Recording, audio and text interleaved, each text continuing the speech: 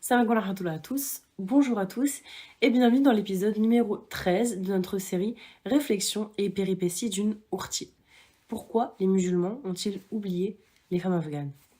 Comme d'habitude, mon petit disclaimer habituel, Réflexions et péripéties d'une ourti et de façon générale ma chaîne tout entière, ma chaîne YouTube tout entière, si ce n'est peut-être ma série Femmes d'Islam, Femmes d'Exception, n'aborde pas de sujets religieux. Je ne suis ni professeur, ni chir, ni savante, ni rien du tout. Je suis juste une croyante dans le chemin d'Allah qui partage en fait tout simplement ses vécus, ses expériences, etc. Mais je n'ai absolument aucune prétention scientifique, c'est vraiment du domaine du partage, du vécu, de la transmission vraiment bienveillante et fraternelle en quelque sorte, mais ce ne sont jamais des conseils religieux, des recommandations religieuses, je ne parle pas de ilm, de sciences religieuses, voilà. Comme ça c'est fait. Le deuxième disclaimer qui il me semble est très important, c'est celui de préciser par rapport à ce sujet, qui est un sujet qui est assez lourd, que je n'ai pas le syndrome du blanc sauveur, comme on a pu parfois m'en accuser. C'est-à-dire que non, je ne suis pas en train de me mettre en mode sauveuse, la femme blanche sauveuse privilégiée qui va sauver les pauvres afghanes maltraitées, soumises. Non, non, pas du tout. Moi, je constate une situation qui est que des femmes souffrent, du coup j'en parle et je le dénonce, et je n'ai ni ma casquette d'européenne, j'ai juste ma casquette d'être humain, de musulmane qui plus est, parce que ça reste nos sœurs en islam. Il y a bien un peu qu'on enlève un peu ces étiquettes en mode, dès qu'une personne européenne va parler, ah là là, attention, c'est la blanche sauveuse qui va sauver les pauvres indigènes. Non, non, c'est pas du tout le cas. Je parle simplement de ce que je constate. Tout d'abord, bien évidemment, avant de parler d'un sujet, on le définit. Alors, pour rappeler la situation des femmes afghanes à l'heure actuelle, on va faire évidemment un petit bond dans le passé. Depuis 1996, les talibans, qui sont un groupe de personnes se revendiquant musulmans et voulant instaurer une interprétation très rigoriste, extrémiste et en fait faussée de la religion, se sont emparés d'une partie de l'Afghanistan depuis 1996, menacent depuis cette date-là de s'emparer de l'Afghanistan entière. Et en 2021, tout le pays, en fait, donc il y a 3 ans maintenant, tout le pays est tombé à leurs mains quand finalement les troupes américaines se sont retirées du pays. Depuis 1996, finalement, les femmes n'ont jamais été totalement tranquilles ou sereines, car leurs droits les plus fondamentaux et humains, leurs libertés n'ont jamais tout simplement été stables et acquises, comme par exemple, bon, il n'y a jamais rien qui est stable et acquis, mais voilà, par exemple, nous, en tant qu'Européens, on a quand même des droits qui sont maintenant depuis des décennies établis, on sait jamais, Allah il fait ce qu'il veut, mais pour le moment ça reste quand même assez stable. Elles non, elles n'ont jamais vu finalement leurs droits très stables et acquis. Parfaitement. Droit à l'éducation, droit de se déplacer, droit de travailler, droit à la dignité, droit à la liberté en fait tout simplement, droit d'exister finalement, si on résume un petit peu tout ça. À l'heure actuelle, en 2024, leurs libertés en l'occurrence sont de plus en plus menacées et grignotées, et je pense qu'on peut même dire qu'elles n'en ont plus ou quasiment plus. Dès novembre 2001, la supériorité militaire occidentale américaine permet de chasser les talibans du pouvoir et de prendre Kaboul. Un événement vécu de manière positive par la communauté internationale, même si évidemment, encore une fois, parce qu'il faut toujours répéter, on n'est pas en train de dire que oh là là, les Américains, les Occidentaux, ça a été les sauveurs de ces personnes-là. Non, bien évidemment, ils sont arrivés, il y a aussi des dégâts. Quand ils sont arrivés, ils ont fait des choses évidemment pas très halal, si on peut dire. Ils ont eux aussi causé des dégâts, bien évidemment. Mais là, on parle vraiment du sujet des femmes. Quand ils sont arrivés, finalement, les Américains, donc les talibans, ont eu énormément de sanctions de la part de l'ONU depuis 1999, tout simplement parce qu'en fait, ils ne respectaient pas les droits humains et pour diverses aussi exactions politiques qui étaient commises. Donc malgré le fait qu'il y a des étrangers finalement sur leur sol, sur le sol afghan, il y a quand même une certaine sécurité pour les femmes. Ce qui ne veut pas dire que c'était parfait pour tout, ce qui ne veut pas dire que c'était parfait dans tous les domaines, mais une certaine sécurité pour ces femmes-là quant à leurs droits. Une certaine sécurité, j'ai bien dit une certaine, parce que c'est pas ni noir ni blanc, c'est pas aussi simple que ça. Ensuite, le 5 décembre 2001, les accords de Bonn permettent d'assurer une transition politique en Afghanistan. Hamid Karzai, qui est un homme d'État afghan, devient président jusqu'en 2014. Lors des 5 années suivantes, de 2002 à 2006, les troupes occidentales font face à une guérilla, donc à une petite guerre de basse intensité du côté des talibans, c'est-à-dire que les talibans ont toujours mené plus ou moins une guerre avec les Américains, même lorsque ceux-ci étaient au contrôle, entre parenthèses, de leur pays. Cette guérilla, elle empêche finalement le gouvernement afghan de prendre véritablement le contrôle du pays et reste cantonné à Kaboul. À partir de 2006, la guérilla talibane reprend, mais à plus forte intensité, car en fait, tout simplement, les talibans accroissent leurs capacités militaires et financières. Les Américains commencent à s'embourber clairement, et le fait d'avoir lancé une lutte contre le terrorisme sous Bush les place face à un adversaire invisible. En fait, tout simplement, il n'y a pas d'individu terroriste en soi, mais c'est simplement le mouvement, le mode d'action lui-même qu'il est. Quand Obama arrive, lui, au pouvoir en 2008, Cela change parce qu'il abandonne la notion de guerre contre le terrorisme, mais il va plutôt vers une visée finalement de reconstruction du pays en espérant gagner le soutien des locaux, des Afghans. L'élimination d'Oussama Ben Laden en 2011 permet de franchir une étape, c'est-à-dire qu'il y a quelques petites évolutions qui arrivent entre la guérilla talibane et les forces occidentales, mais en 2014, Obama annonce un premier mouvement de retrait en fait des troupes américaines de l'Afghanistan, ce qui met officiellement finalement fin à la guerre. Or, il ne met pas fin à la présence américaine en Afghanistan, mais il commence à se retirer petit à petit. Quand Trump arrive au pouvoir en 2017, dans sa politique de retrait militaire américain du Moyen-Orient, il exige un retour total des troupes. Il commence ainsi les négociations avec les talibans, conscients de leur probable retour au pouvoir s'il y a retrait des troupes américaines. Ça, il le savait. Puis Joe Biden, élu président des États-Unis en 2021, décide d'en finir totalement avec la présence américaine en Afghanistan, sans contrepartie des talibans, c'est-à-dire que même s'il n'y a pas de contrepartie, il finit. Et il rappelle qu'en fait, la raison pour laquelle les troupes américaines avaient été placées en Afghanistan était uniquement l'assurance finalement que l'Afghanistan ne soit plus un danger pour eux, ne les attaque plus. Cela ayant été fait, notamment avec l'élimination d'Oussama Ben Laden en 2011, ils peuvent maintenant se retirer puisque l'objectif a été atteint. Néanmoins, les résultats de cela sont peu glorieux au vu des coûts engendrés, 800 milliards de dollars et presque 30 000 victimes, dont au moins 20 000 civils. Donc voilà, c'est pour ça que je vous dis, bien évidemment, quand les Américains et les troupes américaines sont venus, au niveau des femmes, il y a eu plus, en tout cas leurs droits ont été davantage respectés, mais c'est pas pour autant, c'est pas ni, encore une fois, c'est pas noir ou blanc, c'est pas pour autant que tout a été mieux, non. Bien évidemment, ils sont pas venus comme des bienfaiteurs, oh là là, on va les sauver, il y avait des intérêts derrière, il y avait des politiques, il y avait, évidemment. Ça, faut pas être dupe non plus. En Afghanistan, donc les États-Unis ont acquis plusieurs succès militaires dans les premières années de leurs interventions, mais ils n'ont jamais contrôlé l'intégralité du territoire. C'est même l'inverse qui s'est produit finalement, puisque plus le temps passait, plus le contrôle se délitait. Et les Américains ont fini par admettre l'impossibilité au final d'aller au bout des objectifs politiques envisagés et se sont donc résignés à un retrait au final des forces militaires. Donc ça c'était vraiment pour le rappel historique des faits parce que j'estime qu'on ne peut pas en fait tout simplement parler d'un sujet sans le définir, sans le contextualiser. Mention spéciale ici à celui qu'on appelle, ça me tient beaucoup à cœur, le lion du Panchir, j'ai nommé Ahmed Shah Massoud, qu'Allah lui fasse grandement miséricorde, commandant du Front uni islamique et national pour le salut de l'Afghanistan, qui a lutté en fait vaillamment, ardemment et longuement contre les talibans pendant tant d'années. Il a réussi en effet à repousser 7 grosses attaques des troupes soviétiques dans la vallée du Panjshir et aussi protéger celle-ci des talibans qui certes pris le pouvoir mais n'ont jamais réussi à le contrôler de son vivant. Il a en fait, c'est pour ça qu'on l'appelait le lion du Panjshir, parce qu'il a finalement résisté comme un lion à travers toutes ces années pour défendre en fait son pays, pour défendre ses droits. C'était un musulman, pour défendre un islam du juste milieu, et malheureusement il s'est fait tuer en fait par l'extrémisme et par l'obscurantisme, bien malheureusement, alors qu'il n'a eu de cesse en fait de prévenir les occidentaux de la menace internationale, notamment constituée par la présence d'Oussama Ben Laden et d'Al-Qaïda sur le sol afghan. Son assassinat par cette organisation, donc par celle d'Al-Qaïda, survient 2 jours avant les attentats du 11 septembre 2001. Et ce qui est incroyable, c'est que les auteurs de l'attentat sont 2 membres d'Al-Qaïda, malheureusement. Il y a 2 personnes qui vivaient, malheureusement, à Bruxelles, en Belgique, donc ici, en fait, dans notre ville.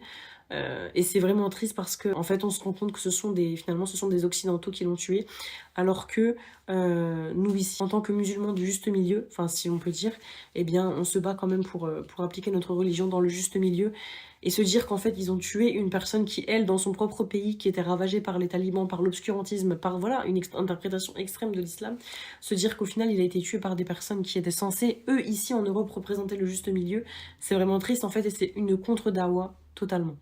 Si on parle de maintenant, bien évidemment, en 2024, alors en août 2024, un nouveau décret visait à nouveau les femmes en leur interdisant de faire entendre leur voix dans les rues. Bien sûr, cela, en plus d'être déjà burqé, c'est-à-dire de devoir porter la burqa intégrale en permanence, c'est-à-dire d'être couverte des pieds à la tête, car évidemment, il ne faudrait pas, oh là là, au secours, qu'elle soit la cause d'une fitna chez ces pauvres et innocents hommes, incapables de baisser le regard, incapables de se contrôler, bien évidemment. Les parcs, les universités, le monde du travail, tous les lieux publics leur sont désormais interdits à moins de motifs impérieux. Et en plus de cela, comme je l'ai dit, en août 2024, il y a eu un décret visant à ce qu'on n'entende plus leur voix dans l'espace public. Voilà, c'est en fait... On est en train, en fait, petit à petit de les invisibiliser, de les éradiquer, finalement, du paysage public, de l'espace public, de la vie, tout simplement. En plus de cela, les talibans sont même occupés, dans ces derniers moments, d'invalider les divorces prononcés par l'Ancien Régime. Autrement dit, pour parler clairement, les femmes qui étaient mariées sous la contrainte, l'Ancien Régime, donc étaient mariées de force, qui ont pu du coup divorcer parce qu'en fait, un mariage de force n'est pas valide, tout simplement, doivent revenir avec leurs anciens époux. Donc en fait, ils sont complètement en train de... Tous les droits que l'islam, qu'Allah a donnés aux femmes, ils sont en train tout simplement de les grignoter un par un et de les détruire un par un, subhanallah. Afin de préparer cette vidéo, j'ai tâché de me renseigner au mieux, bien évidemment, et j'ai regardé beaucoup de choses, beaucoup de reportages, beaucoup de documentaires, j'ai parlé avec beaucoup de personnes, et je suis entre autres allée voir le reportage d'Ibrahim Nachat appelé Hollywood Gate. Dans celui-ci, donc je vais vous résumer brièvement, il est question de l'après-retrait des États-Unis d'Afghanistan, et on voit l'occupation immédiate des talibans d'un complexe dans lequel les Américains avaient pris coutume de s'établir, qui est appelé Hollywood Gate, et qui serait en fait une ancienne base finalement de la CIA à Kaboul. Donc on voit en fait dans le reportage qu'ils y trouvent des équipements militaires de haute qualité, des avions, des armes et de la technologie de grande valeur. À partir de tout cela, le commandant Malawi Mansour, donc un taliban, ordonne à ses troupes d'inventorier et de réparer tout ce qu'ils pouvaient réparer afin, bien évidemment, de les réutiliser et de passer d'une simple milice à, en fait, totalement un véritable régime militaire, subhanallah. Le journaliste et réalisateur, donc Ibrahim Nachat, a risqué sa vie pour dénoncer toute la souffrance contenue dans ce pays. Et d'ailleurs, à de nombreuses reprises, c'est très marquant, c'est très poignant, on voit l'inconfort et le désagrément des talibans face à sa caméra. Ceux-ci l'ont tout de même laissé filmer à des fins de propagande parce qu'ils croyaient en fait que Ibrahim allait finalement faire une propagande de leur régime, alors que non, lui il voulait juste montrer la réalité. Donc ils l'ont laissé filmer, mais on voit à certains moments du reportage qu'ils sont vraiment pas à l'aise avec ça et ils parlent de façon un peu virulente à son égard. Dans le documentaire aussi, la question des femmes évidemment, parce que c'est ça qui nous intéresse, est à vomir, et parce que c'est la pire en fait, c'est l'une des pires conséquences en fait du régime taliban, c'est la question des femmes, elle est à vomir, parce qu'en fait ils exposent lors de leurs discussions et un peu tout au long du reportage, toute la misogynie de leur système de pensée quant aux femmes. Je vous jure que c'est à vomir. Je sais pas s'il y a des personnes qui l'ont regardé. Si vous pouvez le voir, ce reportage Hollywood Gate d'Ibrahim Nachat, je vous conseille de le voir parce qu'il montre la réalité en fait. Ressort ainsi la fameuse métaphore bien connue des livres roses, ces fameux livres qu'il ne faut absolument jamais acheter quand vous êtes une femme, ne jamais offrir à une femme en fait tout simplement, les jeter à la poubelle. Ces livres roses, enfin non parce qu'il y a le nom d'Allah dedans, mais en tout cas ne pas les ouvrir et ne pas les donner et rien faire avec. On nous ressort par exemple la fameuse métaphore bien connue des livres roses en mode une femme couverte est comme une belle rose ou un beau chocolat au papier brillant, bien emballé, que l'on ne veut montrer à personne, qu'on veut garder pour nous tout seul, tandis qu'une femme découverte serait comme un chocolat déballé et tombé par terre, souillé, en bref, ce serait un déchet. Super, franchement, en comparaison avec la femme, entre la femme et un chocolat, c'est génial et ça montre vraiment très très bien la considération qu'ils ont pour le sexe féminin, c'est-à-dire des marchandises en fait, des objets de consommation. Au secours, vraiment. Mansour, il parle aussi, donc le commandant Mansour, il parle aussi de sa femme en se vantant qu'elle est médecin, mais c'est pas de ça qu'ils se vantent vraiment. Ils se vantent du fait que pour se marier avec elle, il l'a forcée à arrêter d'être médecin. Vraiment incroyable, mais vraiment c'est... J'étais sur mon siège, j'étais comme ça, je tremblais en fait, subhanallah. Entre autres, évidemment, ils sont toujours en train de rappeler l'obligation pour les femmes de couvrir leur visage pour tout et pour rien, surtout si elles veulent travailler, bien que leurs accès, de toute façon, au monde du travail est devenu maintenant très très très limité. Quant à celles-ci, donc les femmes, on en voit au début du reportage en tchadri, je sais pas si vous voyez la tenue bleue, de toute façon, voilà, vous tapez femme Afghanistan, vous allez tomber dessus, en tchadri grillagé, en train de faire la manche dans la rue, ou bien en train de marcher dans les rues, bref, peu importe. En train de se faire battre aussi, on a vu des scènes très choquantes au début, elles sont en train de se faire battre par des hommes à coups de bâton dans la rue, c'est absolument effrayant, effroyable. Je sais aussi que il y a ce qu'on appelle la police des mœurs en Afghanistan, donc c'est des femmes et des hommes qui se baladent dans des pick-up, peu importe, dans des camionnettes, en train de regarder si, est-ce qu'il a bien fait, est-ce que autre truc, est-ce qu'il est pas en train de faire un truc haram, et s'il vous surprend, si par exemple vous avez un cheveu qui dépasse, ils viennent et ils vous tabassent, ou ils vous insultent, ou ils vous font des rappels à l'ordre, enfin c'est incroyable, vraiment, Égypte, c'est, qu'Allah les guide, c'est incroyable. Et à part ces quelques scènes éparses, du coup si on revient à la question des femmes, à part ces quelques rares scènes éparses, on ne les voit absolument jamais. Et en fait, lorsqu'on a demandé, parce qu'on a eu des questions à la fin du reportage, moi j'ai demandé en fait la raison pour laquelle, pardon, on ne voyait pas de femmes dans le reportage, à part quelques-unes au début, mais voilà, vraiment rien. On aurait bien voulu avoir des témoignages d'elle. Et bien sa réponse, elle a été tout simplement grandiose, parce qu'il nous a dit que leur absence était présente. Le fait qu'elle soit absente, c'est très éloquent en fait, on comprend. Le fait qu'elle soit absente démontre bien en fait toute étendue du problème. Comment aurait-il pu d'ailleurs les approcher pour les interviewer, alors qu'elles n'ont absolument pas le droit de sortir sans mahram, sans un tuteur pour tout et rien, et encore moins le droit de parler à un étranger. Ça va sans dire. C'est tout bonnement en fait un monde d'hommes dans lequel on veut réduire la femme à néant, c'est une réalité. Et au moins pour faire taire tous ceux qui disent qu'il ne faut pas partager la propagande européenne, euh, ce réalisateur, rappelons-le, est avant tout un musulman et c'est un Égyptien. Donc il est ni européen, ni kafir, comme on dit, même si j'aime pas ce mot, c'est un musulman égyptien. Et il parle bien sûr de la responsabilité des États-Unis. C'est pour ça que je vous disais au début, on disait que quand les États-Unis étaient là, les femmes avaient un peu plus de droits, mais pour autant, il y avait plein d'autres choses qui n'allaient pas, bien sûr. C'était pas les grands sauveurs. Il parle, lui, il dénonce aussi la responsabilité des États-Unis dans tout ce massacre. Il n'y a pas de parti pris, ce sont juste des faits. Même si on peut jamais donner des faits bruts, il y a toujours une interprétation quelle qu'elle soit, mais en tout cas c'était vraiment le plus objectif possible parce que même lui dans le reportage il ne parle pas, il se contente de filmer. En plus d'Ibrahim Nachat, on a toute une flopée en fait, tout simplement, faut parler très loin, de femmes afghanes elles-mêmes qui dénoncent cela à coup de TikTok en fait, dans lesquels elles bravent l'interdit en chantant, mais aussi des sources plus formelles comme des médias dits orientaux, même si ça ne veut rien dire, mais en tout cas non occidentaux. Bref, donc dire que cela relève de la propagande occidentale, comme j'ai énormément entendu parler, et c'est pour ça, c'est d'où le titre.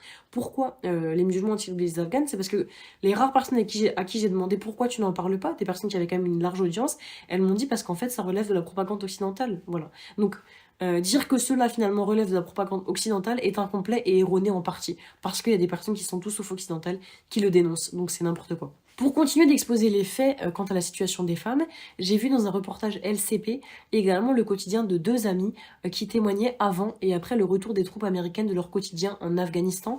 Elles expliquaient entre autres qu'un décret officiel stipulait qu'une femme surprise avec le visage découvert verrait son travail au bout du troisième avertissement suspendu. Malgré tout ça, elles continuent d'être très courageuses, ces femmes, pour la plupart, et de manifester, en fait, parce que c'est horrible ce qu'on est en train de leur faire. Donc certaines qui ont manifesté dans le reportage se sont aussi retrouvées en garde à vue, et on leur a menacé de leur tirer 30 balles dans chaque pied, si elles recommençaient. Alors ensuite, il y a vraiment une scène horrible dans ce reportage dans lequel en fait ces deux filles, elles partent dans une agence, je sais pas comment on dit, dans un truc là pour passer son permis. Et c'est une scène déchirante tout simplement parce que elles entendent en fait, on leur dit que finalement, même si elles obtiennent leur permis, au final ce sera jamais vraiment leur permis parce qu'elles auront toujours besoin d'être accompagnées par un homme dans la voiture. Donc au final, elles passent leur permis, mais en quelque sorte ça leur sert à rien parce que de toute façon, elles seront jamais vraiment considérées comme l'ayant obtenu puisqu'elles ont besoin qu'un homme soit à côté d'elles en permanence. Voilà. Donc c'est horrible. Et c'est tellement infantilisant et réducteur et on voit la tristesse sur leur visage, c'est déchirant. Également dans le reportage, on voit le moment où au printemps 2022, il y a une loi qui est érigée selon laquelle après 12 ans, les études seraient interdites aux femmes. Donc scène qui m'a profondément touchée quand on voit l'une des deux protagonistes, Nigina, fondre en larmes à l'écoute de ce nouveau décret. C'est vraiment très très poignant. Pourquoi je pose cette question? Parce que tout simplement, on assiste vraiment à une omerta, c'est-à-dire à une loi du silence de la part du monde musulman, de la Oumma. Du moins, moi je suis en Europe, donc je parle de ce que je vois de la Oumma européenne. En tout cas, moi ce que je constate, c'est une véritable omerta. C'est-à-dire que je poste beaucoup en story Instagram et pas que, et en fait, je vois très très peu de personnes qui parlent de nos sœurs afghanes. Et je me suis vraiment posé la question et j'ai réfléchi, et c'est la raison pour laquelle je fais cette vidéo. Encore une fois, qui n'est ni historique ni religieuse, c'est simplement le fruit de ma réflexion. Nombre d'entre vous, et cela est légitime, pourraient trouver étrange cette question, mais je vais vous démontrer ici à quel point elle est réelle et légitime. Pourquoi les musulmans ont-ils oublié les femmes afghanes?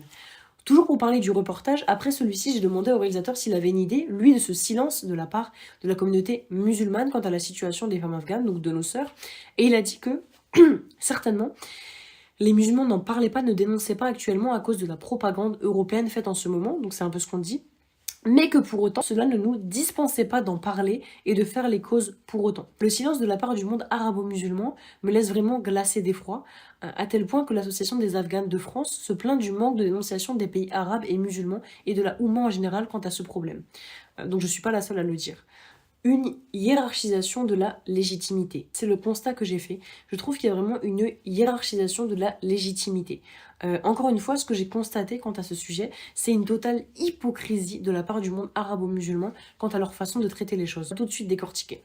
Pour la Palestine, et c'est louable, il faut le faire, on a vu des pétitions, on a vu des manifestations, on a vu des posts en veux-tu, en voilà, des cagnottes, des vidéos, des articles dont le bénéfice reviendrait à des associations en Palestine, etc., etc., etc., pour dénoncer à juste titre le massacre, le génocide qu'il s'y passe. Or, pour les femmes afghanes qui sont aussi nos sœurs en islam, rien, ou presque, franchement. Moi je dirais, en tout cas de mon cercle de personnes autour de moi, rien. Rien. À tel point que l'association, encore une fois, comme j'ai dit, des Afghanes de France, se plaint du manque de dénonciation des pays arabes et de la Oumma en général, ils ne comprennent pas. Et plus que cette association, les femmes afghanes, de façon générale, sur leur TikTok et sur leur post de façon générale, il faut juste aller regarder, ça prend 2 secondes, elles se plaignent en fait, elles se demandent pourquoi est-ce qu'on nous a oubliés, et c'est déchirant, pourquoi est-ce qu'on nous a oubliés. Quand j'ai essayé de sonder mon entourage à ce propos, les comptes assez influents par exemple que je suivais sur Instagram, tout comme d'autres comptes, mais voilà des comptes qui en général aiment bien dénoncer des choses, évidemment parce que les personnes qui mettent jamais rien en story, ça n'a pas d'intérêt, on m'a énoncé plusieurs raisons, celles que je vais vous dire maintenant. Les raisons que j'ai entendues jusque-là pour justifier l'omerta qui plane autour de la question des femmes afghanes. Première raison, lunaire elle aussi, mais qui peut se comprendre, mais en fait qui est lunaire, les médias occidentaux en parlent et il n'y a pas de source orientale ou arabe, donc on ne sait pas si c'est fiable. Je trouve cette réponse révoltante à plusieurs égards. Premièrement, c'est du manque de respect à toutes les femmes afghanes qui en parlent sur leurs réseaux sociaux. CF, la trend qu'on a vue actuellement avec ces femmes qui se filment en train de chanter ou en sifflant pour contrer le décret les interdisant de chanter en public. Cela démontre plutôt que vous ne savez pas vous émanciper des médias occidentaux pour aller chercher l'information, parce qu'en vérité, il faut aller juste dans les médias orientaux, ils en parlent aussi. Les principales concernées, les principales protagonistes en parlent aussi, donc voilà. L'info est là, il suffit simplement de creuser un petit peu. C'était pour la première chose. Deuxièmement, les médias occidentaux sont donc forcément synonymes de fausseté. C'est ça que vous êtes en train d'induire. Vous êtes en train d'induire que forcément tous les médias occidentaux sont synonymes de fausseté, sont synonymes d'islamophobie, sont synonymes de agenda, de programmation contre les musulmans. Bien sûr qu'il y a une forte propagande anti-islamique, islamophobe dans beaucoup de médias comme BFM TV, CNews et compagnie. Mais il n'y a pas que, en fait. Et c'est une insulte à tous ceux qui essayent d'être neutres, qui font du bon travail, parce qu'il en reste, même si c'est rare, il reste des vrais journalistes, des bons journalistes, qui sont dans la déconstruction et non pas dans le jugement, qui sont neutres, et même des médias indépendants qui n'ont aucun parti pris et qui simplement amènent l'information. C'est insultant pour ces médias-là. Et je trouve que c'est un argument vraiment nul et qui finalement ne tient pas la route. Et puis ça me fait un peu rigoler. Désolée, hein, moi je suis un petit peu cynique, je suis un petit peu ironique. Ça me fait un peu rigoler parce que pour des personnes qui en général dans la communauté maghrébine de France musulmane est toujours en train de se quand même victimiser. C'est vrai qu'on est quand même fort pour se victimiser en disant tout le temps oui mais il faut pas généraliser, tous les musulmans sont pas ci, tous les arabes sont pas ça. Et c'est vrai, bien évidemment, encore heureux. Mais pourquoi, quand c'est dans l'autre sens, vous mettez tous les médias occidentaux dans le même panier? Tous les médias occidentaux seraient corrompus, seraient islamophobes, et finalement seraient dans une propagande anti-islamique. Et pourquoi? Pourquoi? En fait, vous aimez bien quand ça va dans votre sens, mais quand ça va dans l'autre sens, vous n'acceptez pas. Donc vous n'aimez pas qu'on généralise pour vous, mais vous généralisez pour les autres. Troisièmement, de cet argument, on en a donc tiré un autre, qui est, du coup, puisque les Occidentaux en ont parlé avant, c'est comme si ça nous interdisait alors d'en parler pour éviter de répéter le même paradigme. En gros, il ne faut pas en parler à leur suite, car ça voudrait dire qu'on les aurait attendus pour s'informer. Je trouve ça légitime, ok, dans d'autres sujets, mais là, on parle de vie humaine. En fait, ça que moi qui me tue, c'est que là, on parle de vie humaine. On s'en fout un peu, non, de cette lutte d'ego. Moi, je ramène un peu ça à des luttes d'ego, en mode, ah, ils en ont parlé en premier, donc on peut pas suivre, parce que ça voudrait dire qu'on n'a pas parlé avant, parce que du coup, ça veut dire, parle-en juste, en fait, c'est quelque chose de grave, il faut juste en parler. On s'en fout de ces luttes d'ego, tu vois ce que je veux dire? On parle de vie humaine, en fait, peu importe, tant que l'on dénonce, c'est ça qu'on nous demande, en fait. Enfin, bref. C'est le fait de dénoncer qui compte pour moi. C'est pas de se dire j'ai parlé en premier, j'ai... Dénonce, juste dénonce, on t'a rien demandé d'autre, tu vois. Deuxième raison, elle m'a vraiment choquée, et encore à l'heure actuelle, j'ai jamais entendu quelque chose d'aussi violent. On m'a dit qu'on ne peut pas comparer un génocide à une privation d'éducation.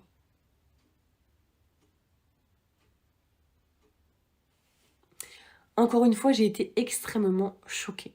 Une privation d'éducation parce que les femmes afghanes sont privées d'éducation. L'éducation profane comme religieuse, comme ça vous le savez. Comment ça? Comment peut-on dire cela, en fait? Comment on peut, à ce point, hiérarchiser la souffrance et donc légitimer ou non celle à propos de laquelle on a le droit de dénoncer face à d'autres qui seraient moindres et moins importantes? Subhanallah, ça m'a énormément choquée. Bien sûr qu'on ne peut pas dénoncer tout, car sinon on n'en aurait absolument jamais fini. Mais on parle quand même de nos sœurs en islam qui souffrent depuis des décennies sous le régime taliban. Régime qui viole un bon paquet de lois islamiques et de droits, sans parler de la dignité humaine qu'il a complètement bafoué et même balayé d'un revers de main. Bref, pour revenir sur la question du génocide, On me dit qu'on peut pas comparer un génocide à une privation d'éducation. En fait, vous savez, quand on empêche aux femmes, soit dit en passant, à celles qui sont censées apporter le savoir dans le foyer, hein, parce que c'est quand même par la femme que l'éducation se fait en général, que la transmission se fait en général. Bref, quand on empêche aux femmes, pendant des générations et des générations, d'avoir accès à l'éducation, d'avoir accès à l'instruction, et donc du coup à la transmission, parce que celui qui ne sait pas ne peut pas transmettre, quand on empêche cela aux femmes, comment ne pas finir par parler de génocide intellectuel? Subhanallah. L'une des premières choses que l'on fait quand on veut décimer une population, c'est de débuter par les femmes, en empêchant l'accès à l'éducation aux femmes, donc aux filles. On s'assure de leur soumission. Pourquoi? Parce que qui dit éducation dit apprentissage de leurs droits les plus élémentaires. Et donc du coup, il n'y a pas de soumission. Tandis que quand on est dans l'ignorance, eh bien on va se soumettre naturellement. L'ignorance est une aubaine pour ceux qui veulent dominer une population et la soumettre. Tandis que le savoir est une clé. Voilà pourquoi nous, la Oumma, on doit finalement incarner ces doués d'intelligence, cet ordre divin qui est Iqra, qui en fait nous incite, nous invite à apprendre continuellement, à s'informer continuellement, à continuer de s'élever en permanence intellectuellement. Bref, bien évidemment que priver des femmes d'éducation mondaine, mais aussi religieuse, je l'ai appris récemment, est comparable à un génocide. En fait, on ne devrait même pas comparer les niveaux de souffrance, déjà tout simplement, parce que c'est complètement indécent par rapport aux victimes, et un génocide intellectuel sur des générations et des générations est même pire, entre parenthèses, qu'un massacre de masse, parce que dans ce dernier, malgré tout, le savoir continue de circuler avec les nouvelles générations, tandis que quand on coupe l'apprentissage, d'où peut venir le savoir? Quand il n'y en a plus, quand on le coupe, quand on n'apprend plus à quelqu'un, comment il peut transmettre? Subhanallah. C'est là que vient le vrai génocide intellectuel. Une personne ignorante est une personne faible, manipulable et docile. La troisième raison, en fait, je suis en train de me rendre compte que toutes les raisons qu'on m'a exposées sont choquantes, en fait, là, quand je suis en train de parler. La troisième raison, et qui, encore une fois, m'a le plus choquée, je n'en parle pas car je ne m'y connais pas assez sur le sujet. Énorme blague, énorme hypocrisie, mais vraiment, j'ai l'impression des fois, est-ce que je suis la seule à avoir l'hypocrisie des choses ou pas? Mais pardon, mais franchement, pardon, en fait, excusez-moi, mais il me semble que pour dénoncer ce qui se passe en Palestine, il n'y a pas énormément de personnes qui connaissent l'origine du conflit, parce que je dis conflit parce que voilà, mais c'est une grosse hypocrisie. Pour dénoncer ce qui se passe en Palestine, et à nouveau, c'est bien, il le faut, on ne se demande pas si on a assez de connaissances sur le sujet, on ne se demande pas si on a étudié le sujet, non, on dénonce, on fait des tracts, on fait des manifestations, on fait des articles, on fait plein de choses, on fait des hashtags, et c'est magnifique. Alors que pardon, désolé, mais la moitié des gens qui dénoncent, qui partagent, bref, qui soutiennent la Palestine, n'ont pas la moindre connaissance historique au sujet de ce qui se passe entre Israël et la Palestine. Ils n'ont pas la moindre connaissance historique. Moi-même, je l'ai appris il n'y a pas très longtemps, j'ai jamais su ce qui se passait là-bas. Donc il faut arrêter à un moment donné de me sortir le truc de oui, mais on partage pas parce qu'on connaît pas, on n'est pas assez informé sur le sujet, tu vois, on voudrait pas dire de bêtises. Sahabi, dis-moi combien de personnes connaissent la totalité de ce qui se passe en Palestine et en Israël? Qui sait ça? Combien de personnes? C'est complètement hypocrite. Ce qui se passe en Palestine remonte à des décennies. C'est un vrai sujet historique, en plus d'être évidemment un drame humanitaire, on n'est pas en train de dire le contraire, et un génocide, ainsi qu'un crime contre l'humanité. Et pourtant, encore une fois, très très peu de personnes, je pense que ça se compte vraiment sur le doigt d'une main, peu de personnes connaissent historiquement l'origine et l'histoire de ce qui se passe aujourd'hui. Subhanallah. Donc vraiment, c'est vraiment hypocrite. Est-ce que cela les empêche de prendre leur réseau pour en parler à tort et à travers, pour dénoncer, pour sensibiliser, pour organiser des manifestations et tutti quanti? Bien sûr que non. Bien sûr que non. Pourtant, encore une fois, combien d'entre eux aussi, combien d'entre nous sont partis en Palestine pour être sûrs de ce qui s'y passait? Parce qu'attends, il faut quand même vérifier, on va partager n'importe quoi. Combien de personnes sont parties en Palestine pour voir ce qui s'y passait? S'il vous plaît, c'est de l'hypocrisie pure. C'est de l'hypocrisie pure. Alors pourquoi prend-on autant de pincettes pour dénoncer la situation de nos sœurs en Afghanistan? Pourquoi? Vraiment, c'est une vraie question que je me pose à l'heure actuelle. Ce que j'en pense, moi. Pourquoi y a-t-il une telle omerta à propos de la situation des femmes afghanes de la part du monde musulman? Première raison, le soutien dans le mal. Alors ça va piquer les oreilles, mais je parle français et je parle de ce que je connais. Ce que je pense personnellement du fait que très peu, voire pas de musulmans ne prennent la parole dans les khutbahs par exemple aussi, dans les mosquées pour les imams, ou même simplement sur les réseaux sociaux. Bref, on sait très bien par où dénoncer les choses. Encore une fois, quand on veut dénoncer, on sait très bien où dénoncer les choses. Je pense que la première des choses, c'est cette sorte de honte mêlée à une sorte de solidarité pas avouée, un peu dissimulée, mais réelle avec nos frères et sœurs en islam. C'est un peu comme si on avait honte de ce que faisaient ces talibans, mais qu'en même temps, c'est des musulmans, donc bon, on peut pas trop les dénoncer, tu vois, ça reste des musulmans, etc. Cette sorte de couverture au péché est juste absolument injustifiable en fait.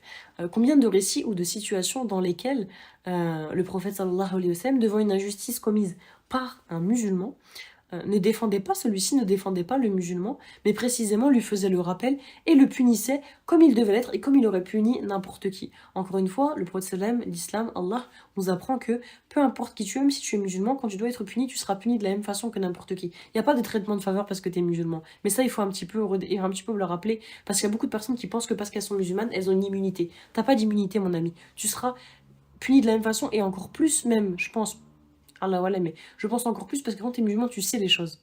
Tu as cette connaissance et tu sais ce qui est mal, ce qui est bien, tandis que quand tu ne l'es pas, c'est encore flou. Vous voyez. Donc, il faut arrêter un petit peu avec cette hypocrisie, encore une fois. Combien de fois notre prophète sallam et Allah avant lui nous rappellent de condamner justement les gens, peu importe leur ethnie, leur religion, peu importe qu'ils soient musulmans ou non. Combien d'exemples on a de ça dans la sunna, dans le Coran, etc. Subhanallah. C'est précisément faire preuve d'injustice que de ne pas condamner des personnes car elles font partie de notre communauté et religion. Ça c'est une injustice, il n'y a pas de favoritisme en islam en fait. Cela n'est pas l'islam. Et d'ailleurs le prophète sallallahu alayhi wa sallam a bien dit dans le sens, d'après Anas ibn Malik, que secours ton frère qu'il soit oppresseur ou opprimé. Alors un homme s'étonne: ô messager d'Allah, sallallahu alayhi wa sallam, je lui viens en aide lorsqu'il est opprimé, mais comment le secourir s'il est oppresseur? Et le messager, sallallahu alayhi wa sallam, de répondre: tu l'empêches de commettre l'injustice et tu lui auras ainsi porté secours. Subhanallah. On a aussi bien évidemment l'histoire du juif accusé de vol à Médine que le prophète sallallahu alayhi wa sallam avait innocenté en apprenant que le coupable était un musulman. Il n'y a pas besoin ici, quand on connaît un minimum l'éthique islamique et donc mohammedienne, sallallahu alayhi wa sallam, de donner un millier d'exemples pour comprendre que dans l'islam, il n'y a pas ce type d'alliance déloyale dans le mal et dans l'injustice, ça n'existe pas. Pas du tout. Quand l'injustice est commise, peu importe qui l'a commise, la justice et le traitement sont les mêmes. La punition est la même. Comment comprendre alors que si peu de pays musulmans condamnent les actes pourtant hautement liberticides et criminels de ces talibans à l'encontre des femmes afghanes qui ne sont rien d'autre que nos sœurs en islam, et de façon générale à l'encontre de la société afghane tout entière. Le parallèle avec la Palestine est assez parlant, je trouve. Je n'ai jamais vu un musulman ne pas défendre, soutenir les Palestiniens et dénoncer ce qui s'y passe. Je n'ai jamais vu un ne pas le faire. Les Palestiniens sont pourtant nos frères et sœurs, au même titre que les Afghanes. Alors pourquoi ce deux poids, deux mesures dans l'indignation? Pourquoi pas de hashtag pour nos sœurs afghanes? Pourquoi pas de drapeaux dans les rues? Non plus que des manifestations. Pourquoi pas de cagnottes pour elles? Pourquoi pas autant? Pourquoi est-ce qu'il y a ce deux poids, deux mesures dans la souffrance quand ça concerne, en plus de ça, des musulmans dans les deux cas? Subhanallah. Ben, moi, je pense aussi tout simplement parce que, d'un côté, comme j'ai dit, hein, il y a cette alliance dans le mal. D'un côté, les persécuteurs sont des non-musulmans, donc des sionistes, on sait très bien pour la Palestine, tandis que de l'autre, les persécuteurs, bien que cela nous fasse mal de l'avouer, ce sont des musulmans. Et c'est aussi pareil pour Daesh. C'était aussi à l'époque une chose de laquelle je m'étonnais, c'est le fait qu'on ne voyait pas énormément de dénonciations aussi sur les réseaux par rapport à Daesh. On n'en parlait pas beaucoup, je n'avais pas beaucoup de musulmans condamner tout ce qu'ils faisaient en termes de crimes. Il n'y avait pas beaucoup de manifestations, de cagnottes, etc. C'était un peu le même schéma que maintenant en fait par rapport aux femmes afghanes. On n'en parlait pas trop en fait, on mettait un peu ça sous le tapis comme si on avait honte, en même temps honte mais sans dénoncer, vous voyez. À nouveau ici les persécuteurs étaient des musulmans lorsqu'il s'agissait de Daesh, subhanallah, donc on est obligé de faire le parallèle. En tant que personne qui réfléchit et qui fait bien évidemment des liens dans mon esprit, en toute modestie, je ne peux pas m'empêcher de venir au constat que quand on ne dénonce pas, quand on ne parle pas, quand on ne manifeste pas, c'est souvent car les bourreaux sont de la même confession que nous. J'ai l'impression hein, quand même, vous n'avez pas l'impression? La question que je me pose du coup c'est, y a-t-il une forme de complicité dans le péché de la part d'une grande partie de la Oumma mondiale? La deuxième raison, selon moi, pour laquelle il y a cette omerta autour du cas des femmes afghanes, c'est finalement un relent un petit peu de misogynie. Hein. Vous savez très bien que je suis féministe, etc. Mais pour autant, je ne suis pas illuminée. Il y a quand même des choses qui ne trompent pas. Et je vais vous expliquer quoi. Avant d'exposer à nouveau mon avis, je voudrais rappeler qu'il s'agit bien de mon avis et non pas d'un avis religieux. C'est d'ailleurs le but de la playlist Réflexion et péripéties du Nourti. Je m'exprime sur des sujets. Ce ne sont pas des avis religieux. Donc merci de ne pas associer ce que je dis à des paroles religieuses, des lois religieuses, des paroles du prophète sallam. Ça c'est mon avis à moi et je le dis assez, je pense, je fais assez de disclaimer là-dessus pour qu'on évite de me tomber dessus à chaque vidéo. Merci. Personnellement, si de tels comportements vis-à-vis des femmes en Afghanistan me rappellent sombrement et tristement l'époque de la Jahiliya, autrement dit l'époque pré-islamique dans laquelle les femmes n'étaient considérées que comme des marchandises et des objets à acquérir, sans aucun droit, comptant même parmi l'héritage, Enfin, cela si on leur laissait le droit de vivre, puisqu'on n'oublie évidemment pas le fait que les bébés-filles se faisaient enterrer par leurs parents à la naissance, car considérés comme sexe faible, bouche de plus à nourrir et que sais-je d'autres bêtises. Donc, je disais donc que si les comportements des talibans face à nos sœurs afghanes me fait penser tout doucement à la Jahiliya, j'ai l'impression pour autant que cette évidente misogynie qui est la leur se ressent aussi ici. Encore une fois, ce n'est que mon avis, mais je suis persuadée, et je ne suis pas la seule, que beaucoup trouvent cela justifié, beaucoup de nos confrères ici en Europe, trouve le comportement des talibans justifié. Pas si grave que ça au final. Ouais, mais bon, tu vois, c'est des musulmans, etc. J'en suis sûre qu'ils pensent comme ça. Et je pense aussi, je vais aller plus loin, j'en ai parlé avec une sœur qui m'a dit la même chose, je pense que beaucoup d'hommes aimeraient secrètement avoir ce pouvoir sur la sexualité de leurs femmes, sur leurs habillements, sur leurs allées et venues, bref, sur leur vie entière. Ça, j'en suis absolument persuadée. Je pense qu'au final, ça leur plaît quelque part, et que c'est la raison pour laquelle ils ne dénoncent pas trop. Bien sûr que ce n'est pas exprimé clairement, mais il ne faut pas aller très loin finalement, hein. Dans certains quartiers de nombreuses villes en France et en Belgique, pour trouver des mosquées dites salafistes, avec des partisans ne portant pas que ce nom. Dans certains quartiers, on voit bien tout de même la mouvance salafiste, très extrémiste, avec beaucoup de femmes qui sont vêtues tout en noir, même si elles font ce qu'elles veulent, hein, mais voilà, il y a quand même une mouvance, il y a quand même une mouvance dans ces quartiers-là, qui tiennent des discours inquiétants quant à leur soumission aveugle face à leur mari, ainsi que quelques mektaba, hein, CF, coucou les livres roses, malheureusement, au contenu plus que problématique. Je parle de tout cela, encore une fois, en connaissance de cause, en l'ayant vécu et constaté. À nouveau, je pense que cette répression des femmes, cette privation de leurs droits et cet enfermement total qu'elles subissent est apprécié par certains, je pense vraiment, en silence. Ils ont honte de le dire, mais je pense qu'ils aimeraient finalement, eux aussi, avoir un peu ce contrôle total sur leurs femmes. Et je pense que cela en arrange certains, et en fait beaucoup plus que ce que l'on croit dans notre Oumma européenne, malheureusement. Encore une fois, hein, il faut pas aller bien loin, ne vous inquiétez pas, il faut pas aller bien loin pour voir la considération que certains ont encore à l'heure actuelle en BIC 2024 et en Europe, la considération qu'ils ont des femmes pour le comprendre. N'allez pas très loin, vous savez, des histoires comme ça, il y en a énormément dans la Oumma. Allez juste sur les pages anonymes, en mode Facebook anonyme, les sœurs qui viennent raconter leurs histoires, c'est aberrant, tu te dis, mais on est en 2024, on est des musulmans. C'est incroyable, subhanallah. Comme j'ai dit juste avant, les personnes ayant tué le commandant Massoud, donc le lion du Penchir, alayhi rahma, celui qui a vaillamment défendu son pays année après année de l'offense talibane, sont des musulmans européens, plus précisément de Bruxelles. Subhanallah. Est-ce qu'on n'a pas tout dit en fait juste avec cette précision? Subhanallah. Pourquoi alors s'étonner du silence d'une partie de la Oumma européenne? Parce qu'en fait, il y a toute une partie quand même qui est très très très prise dans ces mouvances-là, très extrémistes au niveau de la pensée. Cette façon de pratiquer l'islam, qui n'en est pas une, on s'entend bien, est défendue par eux tout simplement, et c'est ce qu'ils prônent et pensent, certes en secret, mais leurs actions, donc leur non-dénonciation, leur silence, parlent pour eux-mêmes. Pourquoi est-il important de dénoncer? Premièrement, il est important de dénoncer car c'est le moins que l'on puisse faire en fait, et cela démontre à ces personnes qui souffrent que l'on est avec elles, avec eux, tout comme les Palestiniens. Dénoncer, ne pas rester silencieux car le silence est, qu'on le veuille ou non, dans une certaine mesure, une forme de consentement, d'assentiment et d'acceptation, en tout cas de non-refus. Dénoncer, c'est la première chose afin que les choses changent. Si on ne dénonce pas, on n'informe pas. On n'alerte donc pas, et forcément, comment les choses peuvent changer à grande échelle si on n'alerte pas, et si les gens n'ont pas connaissance de ça.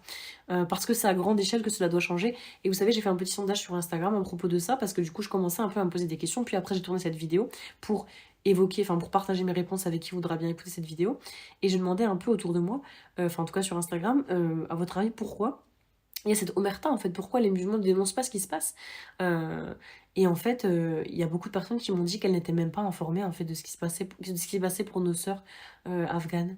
Elles n'étaient pas informées. Ça fait plus de 20 ans qu'elles subissent ça. Il y a encore des gens qui ne sont pas informés. Qui à l'heure actuelle n'est pas informé pour la Palestine. Et c'est très bien, hein, mais vous voyez ce que je veux dire. À un moment donné, il y a quand même un deux poids deux mesures qui est vraiment flagrant, je trouve. Subhanallah.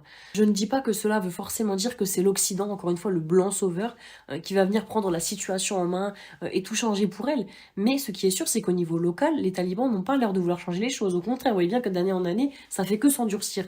Donc à un moment donné, quand ça va plus de l'intérieur, la seule solution, c'est soit de partir, soit de ramener de l'aide de l'extérieur. Mais si ça va pas, comment voulez-vous faire? C'est pas de la fierté, c'est pas le blanc sauveur, c'est juste de la logique finalement. Deuxièmement, et pas des moindres, à nouveau, nous ne devons pas oublier que l'on est musulman. Et en ce sens, nous faisons la da'wa, qu'on le veuille ou non, par nos comportements. Là, on est encore dans le truc de pourquoi est-il important de dénoncer. Comment des non-musulmans peuvent-ils penser que l'on est une oumma, une communauté forte, et par là même cesser les persécutions, ce qui ne veut pas dire qu'elles sont légitimes, hein. Mais comment est-ce qu'ils peuvent cesser tout cela s'ils nous voient extérieurement ne pas condamner ce genre d'exaction? Comment peuvent-ils avoir une bonne opinion de l'islam si ses propres membres ne condamnent pas le condamnable, ne leur signifie pas que non, ce que font les talibans n'est pas la façon correcte de pratiquer l'islam? Cela ne veut pas dire livrer ces personnes à l'opinion publique et les envoyer se faire lyncher sur la place publique, parce que ça reste nos frères et nos sœurs en islam, mais le fait de s'en désolidariser, de dire non, je mets ça à distance, ça ce n'est pas l'islam, le fait de dénoncer et de se distancier de ça, c'est quelque chose de primordial par rapport à la dawa publique que l'on peut faire. Et c'est le moindre des adab, la moindre des politesses pour ne pas entacher l'image de notre religion qui n'est pas celle qu'ils prétendent véhiculer. La suite, apartheid de genre.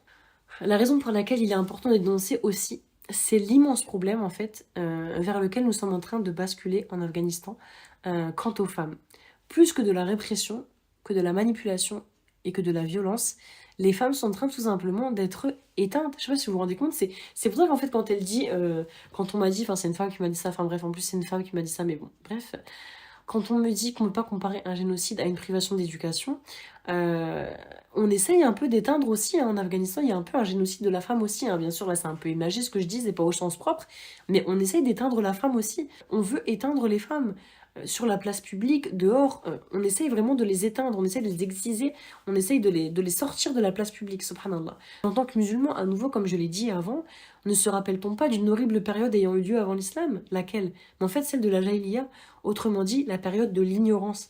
Et que faisait-on pendant cette période? Lorsqu'on accouchait d'une fille, on l'enterrait vivante. Au final, on ne voulait pas de femmes, on voulait que ce soit un monde d'hommes, et c'est ce qui est en train de se passer en Afghanistan. On tue les femmes, c'est-à-dire qu'on les tue au sens où on les cache, on les isole, on leur empêche d'avoir accès à leurs droits, on leur empêche en fait de s'exprimer, de parler. C'est très important en fait. On se dit, oh, c'est que chanter. Non, non, c'est super important. C'est très très révélateur. Empêcher quelqu'un de parler, c'est très révélateur parce qu'avec sa bouche, qu'est-ce qu'il fait? Il dénonce, il parle. C'est le lieu de l'expression. Donc c'est très très révélateur. Subhanallah. Pourquoi? Au seul motif de son genre, au seul motif du fait que ce soit une femme.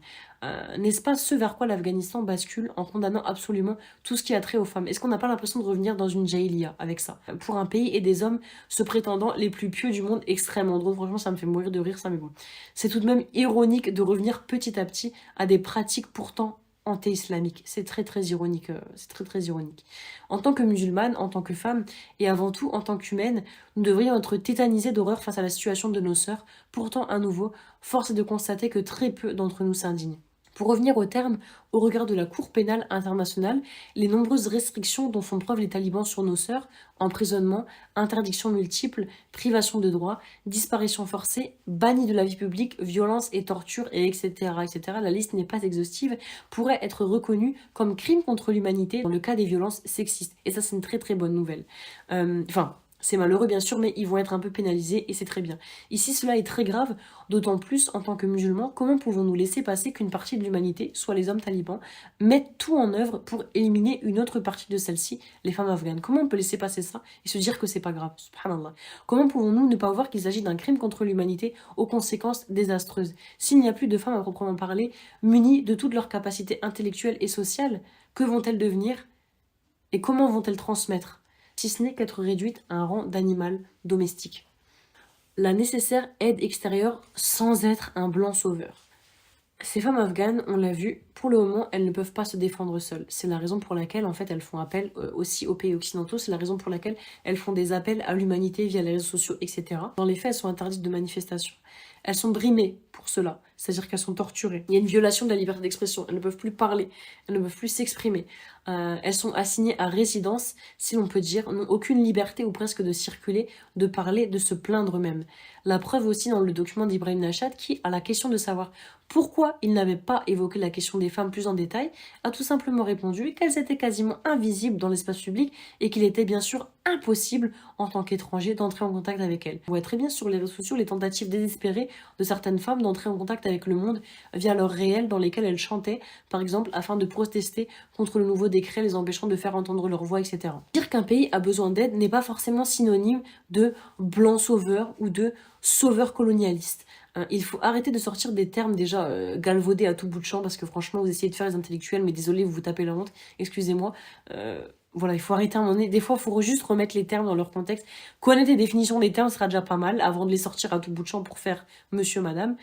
Encore une fois, si on compare ça à la Palestine, quand des gens du monde entier ont voulu manifester leur aide à la Palestine, est-ce qu'on a parlé de syndrome du blanc sauveur? Quand les Français, je sais pas, les Allemands, on va parler de peuples vraiment très européens, les Polonais, parce qu'on a vu dans tous les pays, hein, ont manifesté leur soutien à la Palestine à travers des aides envoyées humanitaires, à travers voilà, des manifestations.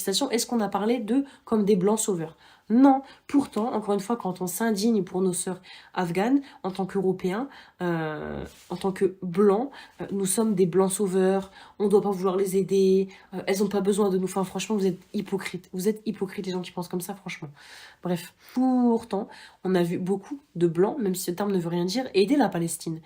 Et là, c'était bienvenu. On ne leur disait pas que c'était des blancs sauveurs, et on ne leur disait pas de se mêler de leurs affaires non plus. Voilà. Cette hypocrisie, moi, elle me fatigue, franchement. Mais vraiment, ce qui me tue le plus reste et restera l'indifférence collective que l'on a pour ces femmes. C'est vraiment horrible. Si l'on ne dénonce pas, quand on ne veut pas faire comme les médias européens qui surfent sur la vague de la propagande anti-islam, alors qu'est-ce qu'on fait? Dites-moi qu'est-ce qu'on fait? Parce que vous êtes là en train de dire, oh, il ne faut pas dénoncer parce qu'en fait, on reprend les termes de la propagande européenne anti-islamique. Qu'est-ce qu'on fait? Vous proposez quoi? Qu'est-ce que vous proposez? Simplement, qu'est-ce qu'on fait? Et quand est-ce qu'on va le faire? Et que font précisément ceux qui disent cela? Subhanallah, c'est ça la vraie question. Qu'est-ce que vous faites? La suite, les solutions à l'étranger. L'une des bonnes nouvelles dans tout cela, c'est que pour revenir sur le terme d'apartheid de genre, les talibans vont être traduits devant un tribunal international pour discrimination de sexe. Quelle bonne nouvelle! Alhamdulillah. Le Canada, l'Australie, l'Allemagne et les Pays-Bas vont traduire les talibans devant la Cour internationale de justice pour discrimination fondée sur le sexe dans le cadre d'une initiative sans précédent. C'est la première fois en fait qu'un pays utilise la CIJ basée à La Haye pour en poursuivre un autre en justice pour discrimination fondée sur le sexe. Donc c'est quelque chose d'inédit dans l'histoire.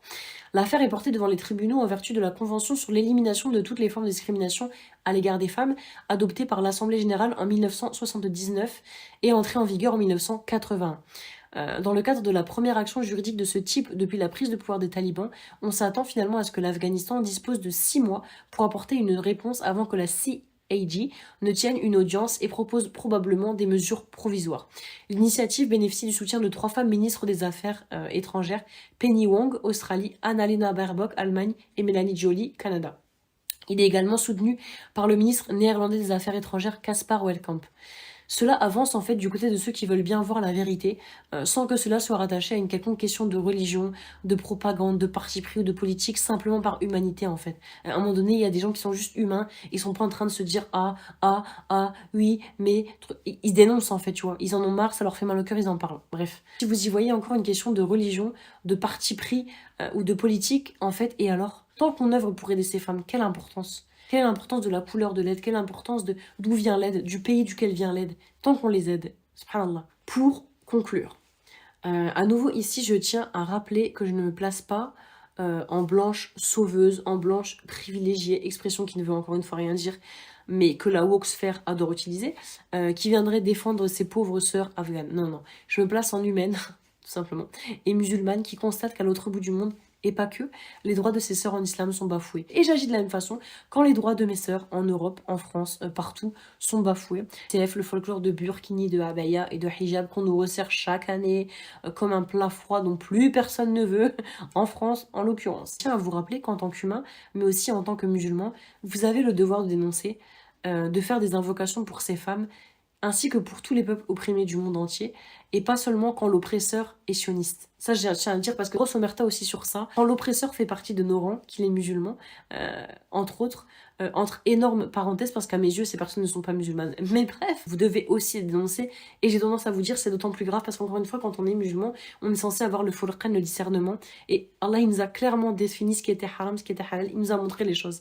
Donc quand en plus ça vous faites le mal et que vous êtes musulman d'autant plus que ça, vous devez être pour moi à mes yeux doublement puni parce que vous n'avez pas d'excuse. Vous n'avez pas l'excuse de l'ignorance, vous le savez. Ces personnes, les talibans, ce qu'ils font vivre à nos sœurs afghanes, ils le savent très bien. Ils savent très bien qu'ils agissent mal, mais simplement ils pensent à leurs propres intérêts.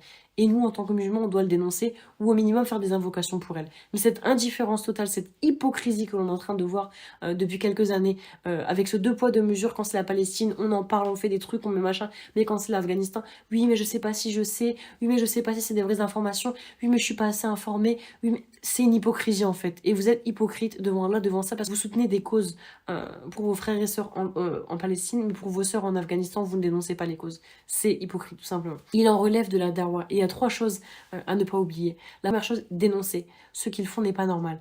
La deuxième chose, distancier. Ce qu'ils font n'est pas l'islam. Dénoncer, ce n'est pas normal.